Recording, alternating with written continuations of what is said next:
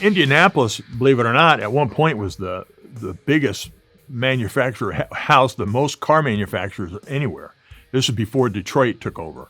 And Detroit ended up taking over because they were right on the Lake Michigan, and it was easier to get ore and steel and everything, the raw materials.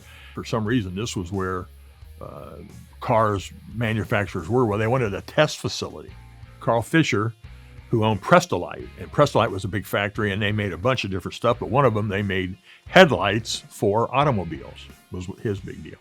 He ended up going on to develop Miami. He turned Miami into a vacation place, but he was one of the four founders. And they go, we need a place. Well, Speedway at that time, that was out in the country. And so they bought this property. How big are we going to make the track? And they're kicking it around. And they made the track 2.5 miles because what fit in the property they had bought. That's how that became, the property they had, it became 2.5 miles. And it was a test track.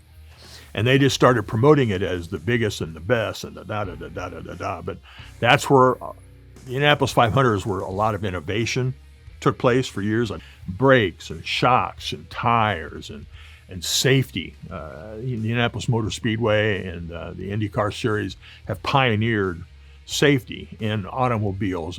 So how did it become the biggest and the best? I mean, just the daringness of the drivers, the innovation that took place. And again, the purses were always the biggest. And it was just where everybody from all over the world wanted to come.